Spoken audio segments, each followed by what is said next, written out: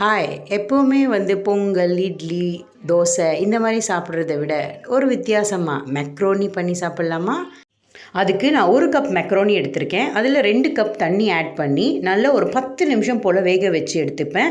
அதில் கொஞ்சம் உப்பு சேர்த்துக்கிறேன்.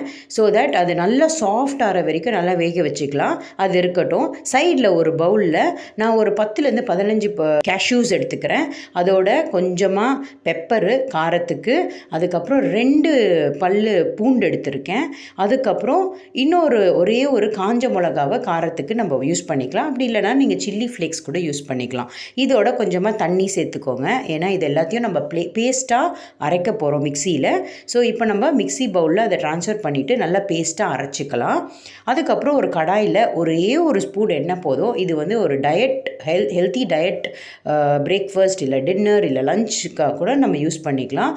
அதோட ஒரே ஒரு ஆனியனை நல்லா வதக்கிக்கலாம். நல்லா வதக்கிக்கோங்க.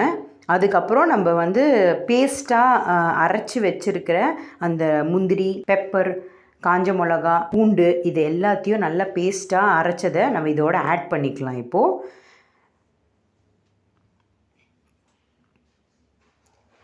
இதில் கொஞ்சமாக தண்ணி சேர்த்து, அந்த மிக்சிலேயே தண்ணி சேர்த்து அதையும் வேஸ்ட் பண்ணாமல் நம்ம அதிலேயே யூஸ் பண்ணிக்கலாம். ஏன்னா எப்படியோ கொஞ்சமாக தண்ணி சேர்க்க போகிறோம், பச்சை வாசனை போகணும். ஸோ அதனால் ஒரு 5 நிமிஷம் போல் அது குக் ஆகட்டும். அந்த மிக்சர் கொஞ்சமாக திக்கும் ஆகிடும். சைடில் நம்மளோட மேக்ரோனியுமே வெந்துட்டுருக்கு. ஆல்மோஸ்ட் ரெடி ஆகிடுச்சு. நான் அதை நல்லா ட்ரெயின் பண்ணி எடுத்துக்கிறேன். அதில் நம்ம ஆல்ரெடி மெக்ரோனியில் உப்பு போட்டிருக்கோம். நான் இந்த மிக்சருக்கு நான் கொஞ்சமாக உப்பு போட்டுக்கிறேன். எவ்வளோ தேவையோ அதை மட்டும் நம்ம யூஸ் பண்ணிக்கலாம். இப்போ நம்மளுக்கு காரம் இருக்குது, உப்பு இருக்குது, எல்லாமே இதில் இருக்குது. நம்ம டைரெக்டாக இது கொஞ்சமாக திக்கான உடனே நம்ம மெக்ரோனிஸ் வெந்ததுக்கப்புறம் நம்ம அதை இதோட ஆட் பண்ணி நல்லா மிக்ஸ் பண்ணிக்கலாம். ஓகே, இப்போ பாருங்கள், இந்த கன்சிஸ்டன்சி நல்லா கொஞ்சம் திக் ஆகிடுச்சு. ஸோ இதுதான் நம்மளோட ரைட் கன்சிஸ்டன்சி. நம்மளோட மேக்ரோனிஸ் எல்லாத்தையுமே நம்ம இதோட ஆட் பண்ணிவிட்டு, இது ஸ்கூல் ரெசிபி, உங்களோட லஞ்ச் பாக்ஸ் ரெசிபி கூட நீங்கள் யூஸ் பண்ணிக்கலாம். பசங்களுக்கு ரொம்ப நல்லாயிருக்கும், ரொம்ப விரும்பி சாப்பிடுவாங்க. ஏன்னா இதெல்லாம் அன்யூஷுவல் ஃபுட்டு, நம்ம எப்போவுமே டெய்லி சாப்பிட மாட்டோம். ஸோ என்றைக்கோ ஒரு நாள் அவங்களுக்கு இதை கொடுத்திங்கன்னா they'll definitely like it. So இதை ட்ரை பண்ணி பாருங்கள். கேஷ்யூவோட எசன்ஸ் கம்ப்ளீட்டாக எல்லாத்தோடையுமே பிளெண்ட் ஆயிடும். ஸோ நம்ம இப்போ இந்த ஸ்டேஜில் நான் மெக்ரோனியை இதில் ஆட் பண்ணிக்கிறேன்.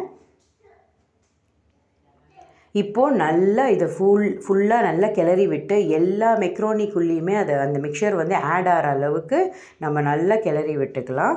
அப்படியே ஒரு 5 நிமிஷம் போல் இருந்துச்சு அப்படின்னா பர்ஃபெக்டாக பிளெண்ட் ஆயிரும்.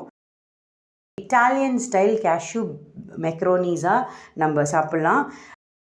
நம்மளோட மெக்ரோனிஸ் ரெடி ஆகிடுச்சு. ஸோ இந்த ஸ்டேஜில் நான் கொஞ்சமாக நம்ம தமிழ்நாட்டு ஸ்டைலில் கொஞ்சமாக கொத்தமல்லியை போட்டு நம்ம கார்னிஷ் பண்ணி எடுத்துக்கிறேன். ஸோ கார்னிஷ் பண்ணிடலாம். அதை நல்லா கிளறி விட்டுட்டு இப்போ நம்ம பவுலில் ட்ரான்ஸ்ஃபர் பண்ணிக்கலாம்.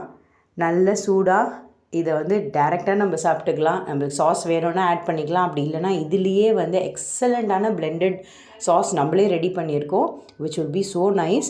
இதை நீங்களும் ட்ரை பண்ணி பாருங்கள். எல்லாருக்குமே பிடிக்கும். எஸ்பெஷலி யாருக்கெல்லாம் மெக்ரோனிஸ் பிடிக்காதுன்னு சொல்கிறாங்களோ அவங்களுமே இதை விரும்பி சாப்பிடுவாங்க. ஏன்னா அவ்வளோ நல்ல டேஸ்டியாக இருக்கும்.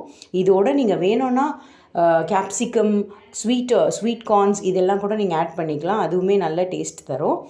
நம்மளோட கேஷ்யூ பிளெண்டட் மேக்ரோனிஸ் ரெடி ஆகிடுச்சு. நீங்களும் ட்ரை பண்ணி பாருங்கள். மறக்காமல் சேனல் சப்ஸ்கிரைப் பண்ணிவிடுங்க.